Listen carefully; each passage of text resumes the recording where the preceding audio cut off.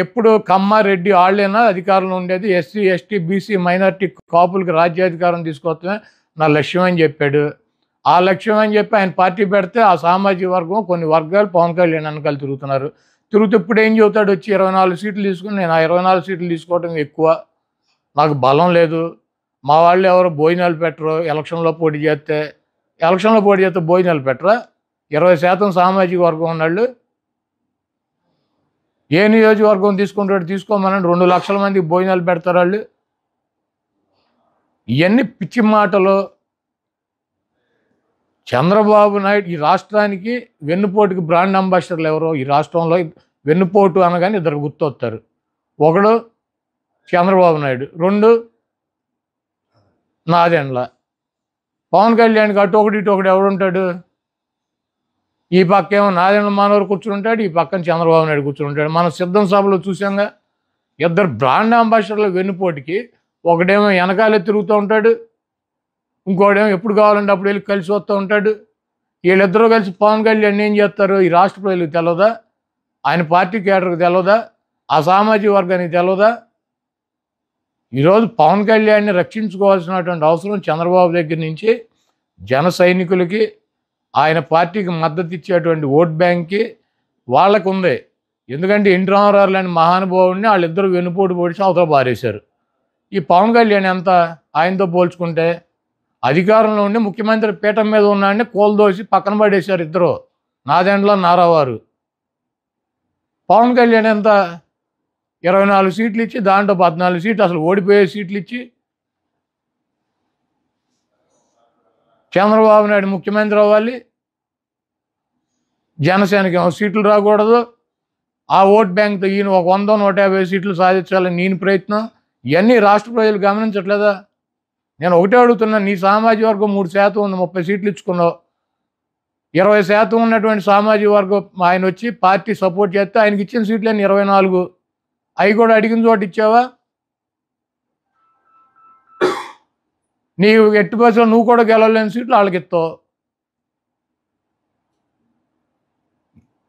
వెన్నుపోటుకి brand అంబాసిడర్లు ఇద్దరూ కూడా పవన్ కళ్యాణ్ గారికి కుడి వెడమ ఆయన్ని పట్టుకొని ఆయనతో నడిపిస్తున్నారు. ఇది పూర్తిగా సీటుల్లో వెన్నుపోటు. రేపు ఎన్నికల్లో పవన్ కళ్యాణ్ గారిని ఏదో మేము జగన్మోహన్ రెడ్డి గారు ఓడిస్తాకి ప్రయత్నం చేస్తున్నాడని ఎల్లో మీడియా వేస్తుంది. భీమవరంలో ఓడిస్తాకి, అక్కడక్కడ పిఠాపురంలో ఓడిస్తాకి. మేమెట్టా ఓడిస్తాం?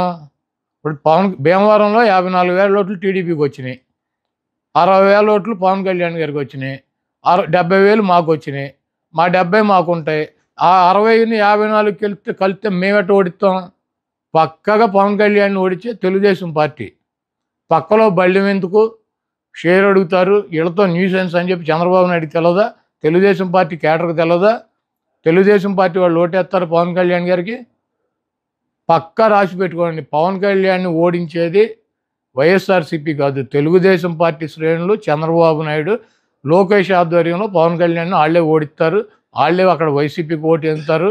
కాబట్టి మేము పవన్ కళ్యాణ్ని ఓడించాలనో, చంద్రబాబును ఓడించాలనో, లోకేష్ను ఓడించాలనో, లేకపోతే పలానా వ్యక్తిని ఓడించాలని చెప్పి వైఎస్ఆర్ కాంగ్రెస్ పార్టీకి టార్గెట్లు ఉండవు.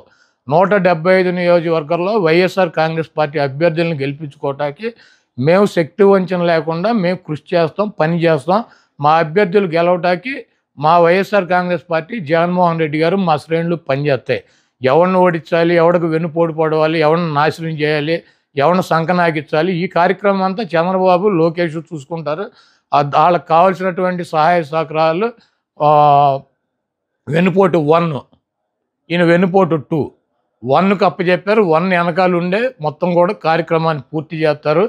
డెఫినెట్గా జనసేన అభిమానులకు కానీ, పవన్ కళ్యాణ్ గారికి కానీ ఒకటే చెప్తున్నా, బూతులు ఎలా వైఎస్ఆర్ కాంగ్రెస్ పార్టీకి మెజార్టీ వచ్చినాయి, పవన్ కళ్యాణ్ కానీ ఆయన అభ్యర్థులు కానీ ఏ రకంగా డిఫీట్ అయ్యారో రేపు రాబోయే రోజుల్లో ఎన్నికలు అయిపోయినాక వాళ్ళే స్పష్టంగా తెలుసుకుంటారు.